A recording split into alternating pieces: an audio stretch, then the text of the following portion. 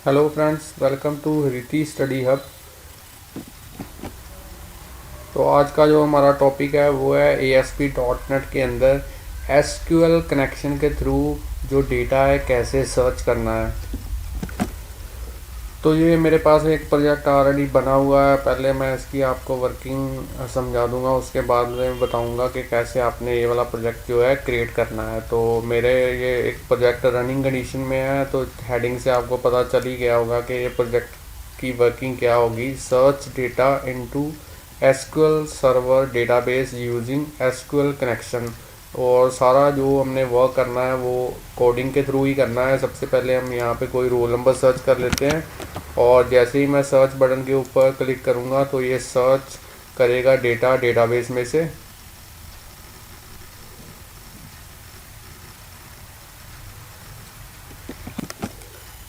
तो ये देखिए मेरे पास डेटा जो है फाउंड हो चुका है, और स्टूडेंट का रोल नंबर, उसका फादर नेम और उसकी सिटी उसके रोल नंबर के अकॉर्डिंगली मेरे सामने डिस्प्ले हो चुकी है। तो ये प्रोजेक्ट हमने आज क्रिएट करना है कि कैसे हमने डेटा को फैच करना है, यहाँ डेटा को कैप्चर करना है, यहाँ डेटा को सर्च करना है डेटाबेस में से with the help of searching वाली कोडिंग जो हम करेंगे एसक्यूएल कनेक्शन के थ्रू।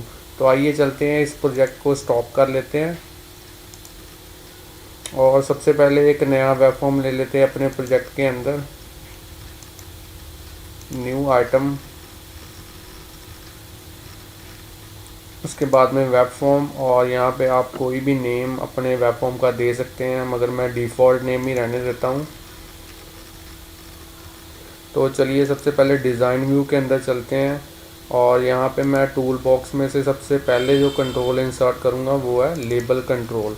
तो लेबल के ऊपर डबल क्लिक करने से ये फॉर्म के ऊपर इंसर्ट हो जाएगा, और यहाँ पे इसकी एक प्रॉपर्टी है टेक्स्ट प्रॉपर्टी। तो यहाँ पे मैं लिखता हूँ रीति स्टडी हब। तो ये जस्ट मेरे चैनल की प्रमोशन के लिए है, आप यहाँ पे कोई भी टेक्स्ट को इंक्लूड कर सकते हैं। तो बोल्ड कर देता हूँ थोड़ा सा, और इसका जो साइज़ है वो इंक्रीज़ कर देते हैं।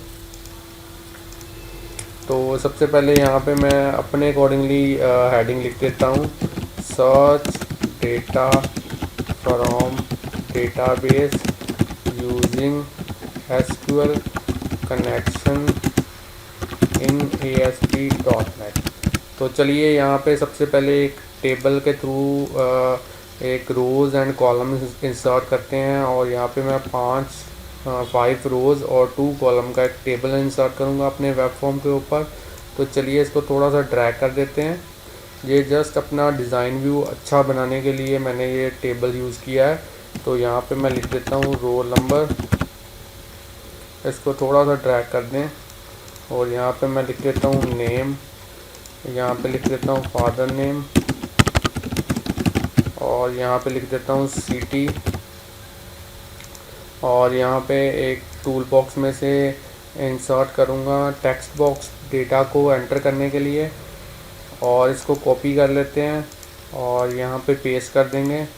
एक यहाँ पे भी पेस्ट कर देते हैं टेक्स्ट बॉक्स, यहाँ पे भी पेस्ट कर देते हैं टेक्स्ट बॉक्स, इसको थोड़ा सा इंक्रीज़ कर देते हैं। और यहाँ पे हमने एक टूल बॉक्स में से बटन को इंसर्ट करना है, जिसका नाम हम रखेंगे सर्च बटन।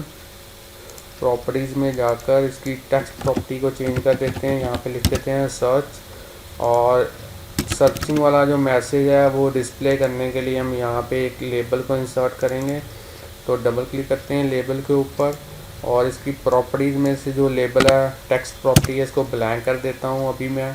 तो चलिए पूरे टेबल को सिलेक्ट करते हैं, और इसका बैकग्राउंड कलर चेंज कर लेते हैं सबसे पहले, और इसका मैं कलर कर देता हूँ येलो। तो आप चाहें तो इसका जो बॉर्डर है या इसकी जो लाइंस हैं उनको थिक कर सकते हैं। यहाँ से एक प्रॉपर्टी होती है बॉर्डर, तो इसको मैं 1 कर देता हूँ। तो चलिए अब मेरे बटन के ऊपर जो कलर है उसको भी चेंज कर देते हैं। तो इसका बैक कलर चेंज कर देते हैं, और यहाँ पे ऑरेंज कर देता हूँ कलर। तो हमारा जो डिज़ाइन है वो तकरीबन तैयार हो चुका है। तो चलिए इसको अब सर्च बटन के ऊपर कोडिंग करते हैं। तो सर्च बटन के ऊपर कोडिंग करने से पहले इसके ऊपर डबल क्लिक करने से हमारे पास कोड विंडो ओपन हो जाएगी। तो कोडिंग करने से पहले आपको मैं डेटाबेस दिखा दूं कि कैसा डेटाबेस जो है मैंने इस प्रोजेक्ट के लिए यूज़ किया है। तो चलिए, मेरे पास एसक्यूएल सर्वर है, तो एसक्यूएल सर्वर के साथ कनेक्टिविटी करवाने के लिए मैंने एक सॉफ्टवेयर यूज़ किया है जिसका नाम है SQL server management studio express. तो डेटाबेस के रिलेटेड जितनी भी टास्क हैं उनको हैंडल करने के लिए काफ़ी इजी है इसके थ्रू हैंडल करना, स्टूडियो के थ्रू, मैनेजमेंट स्टूडियो के थ्रू। तो ये देखिए, मेरे सर्वर का नेम है विकास पीसी एसक्यूएल एक्सप्रेस। तो इसके साथ कनेक्ट कर देते हैं। जो मेरे डेटाबेस के साथ कनेक्टिविटी आप देख सकते हैं हो चुकी है। तो चलिए, डेटाबेस में से जो डेटाबेस मैं यूज़ कर रहा हूँ उसका नेम है स्टूडेंट डेटा, और इसके अंदर जो टेबल मैंने यूज़ किया है उसका नेम है स्टूडेंट इन्फो। तो एक वीडियो मैंने ऑलरेडी डाली हुई है इस चैनल के ऊपर top 10 queries regarding SQL server. तो उसको आप देख के अपना टेबल और डेटाबेस क्रिएट करना जो है सीख सकते हैं। तो चलिए, जो टेबल है वो कैसा है डिज़ाइन इसका, वो भी मैं आपको बता देता हूँ।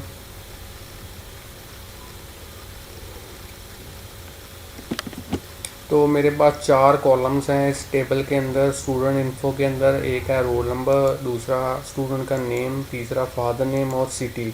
तो यहाँ पे वीडियो को पॉज करके आप इसको कॉपी के ऊपर नोट डाउन कर सकते हैं। तो चलिए, इसमें कौन कौन सा डेटा मैंने ऑलरेडी एंटर कर रखा है वो भी आपको दिखा देता हूँ। तो ये सारा डेटा जो है ऑलरेडी मैंने इस टेबल के अंदर इंसर्ट किया हुआ है। तो ऐसा ही टेबल और डेटाबेस आप क्रिएट कर सकते हैं।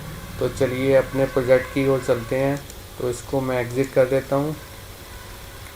तो सबसे पहले जो मैंने डेटाबेस के साथ कनेक्टिविटी करवाने के लिए 2 नेम स्पेसेस यूज़ करनी है वो काफ़ी इम्पोर्टेंट है। एक है सिस्टम डॉट डेटा और दूसरी है using system dot data dot SQL client. तो ये दोनों ही नेम स्पेसेस आपने यूज़ करनी है अपने प्रोजेक्ट के अंदर। चाहे आप डेटा को सर्च करें, चाहे डेटा को इंसर्ट करें, चाहे डेटा को डिलीट करें और चाहे डेटा को अपडेट करें। तो जो बटन के ऊपर मैंने कोडिंग करनी है, सर्च की कोडिंग, वो आपको मैं बता देता हूँ कैसे करनी है आपने। तो मेरे पास कोडिंग जो है ऑलरेडी मैंने कॉपी कर रखी है। तो कोडिंग काफ़ी इजी है। वीडियो को पॉज करके आप कोडिंग को नोट डाउन कर सकते हैं। और यहाँ पे लेबल 3 दिखा रहा है, तो मैं देख लेता हूँ। ये मेरे पास लेबल 2 है, तो उसको थोड़ा सा चेंज कर देते हैं, लेबल 2 कर देते हैं। इसको भी लेबल 2 कर देते हैं। तो कोडिंग काफ़ी इजी है। सबसे पहले मैंने कनेक्शन क्रिएट करने के लिए ये स्ट्रिंग यूज़ किया है, कनेक्शन स्ट्रिंग कहते हैं इसको। इसमें मैंने डेटा सोर्स में अपने जो सर्वर का नेम दिया है, उसके बाद में इनिशियल कैटालॉग में डेटाबेस का नेम दिया है, और इंटीग्रेटेड सिक्योरिटी का मतलब है मुझे यूज़र नेम पासवर्ड एंटर करने की ज़रूरत नहीं है, क्योंकि मैं विंडोज़ ऑथेंटिकेशन के थ्रू जो है वर्क कर रहा हूँ। तो जो क्वेरी मैंने यूज़ की है वो है select star from student info where जो रोल नंबर किसके इक्वल हो, टेक्स्ट बॉक्स 1 के टेक्स्ट के इक्वल हो।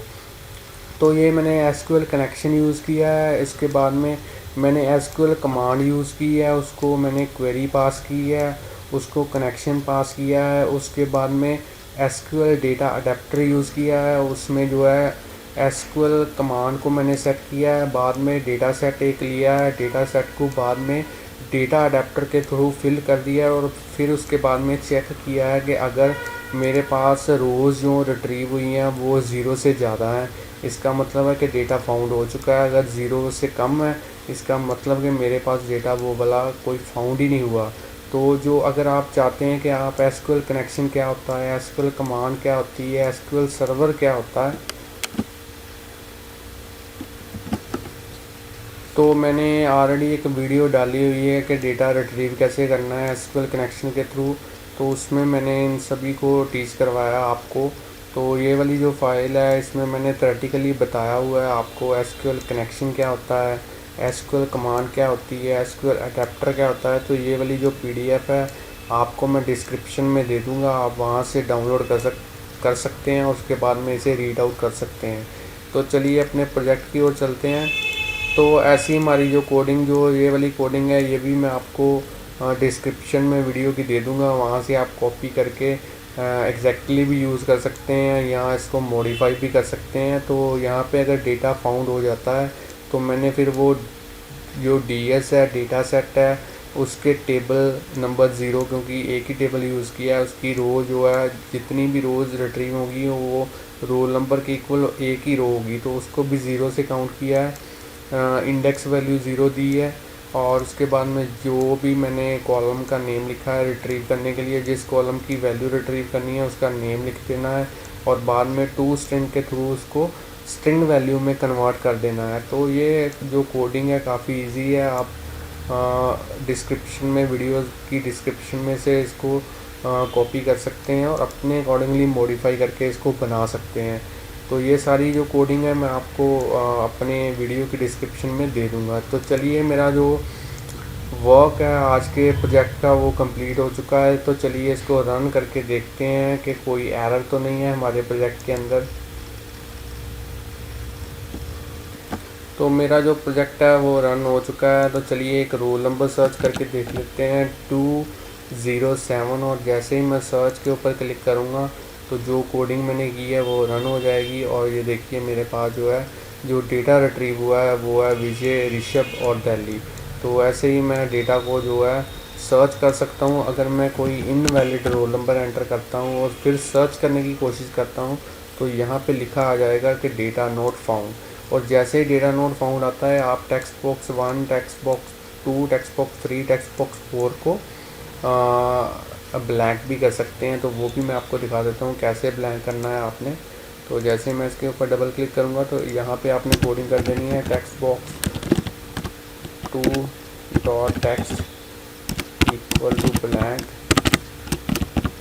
और उसके बाद में text box 3 dot text equal to blank और text box 4 dot text equal to blank. तो ऐसे आप कोडिंग को एलाबोरेट भी कर सकते हैं, बढ़ा भी सकते हैं। तो चलिए इसको एक बार फिर से रन करके देख लेते हैं हमने जो 3-4 लाइंस की कोडिंग की वो कैसे वर्क करती हैं।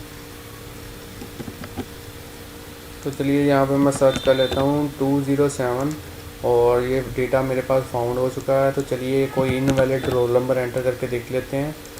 तो जैसे मैंने 307 जो डेटाबेस में नहीं है सर्च किया तो उसने मैसेज डिस्प्ले करवा दिया है मेरे सामने डेटा नॉट फाउंड। तो यहाँ पे जो टेक्स्ट बॉक्स 2 है, 3 है और 4 की वैल्यू जो है ब्लैंक करती है। तो ऐसे आप भी अपना जो कोडिंग है उसको अपने अकॉर्डिंगली चेंज कर सकते हैं। अगर आपको हमारी कोई भी वीडियो अच्छी लगी है तो हमारे चैनल को लाइक, सब्सक्राइब और शेयर करना मत भूलिए।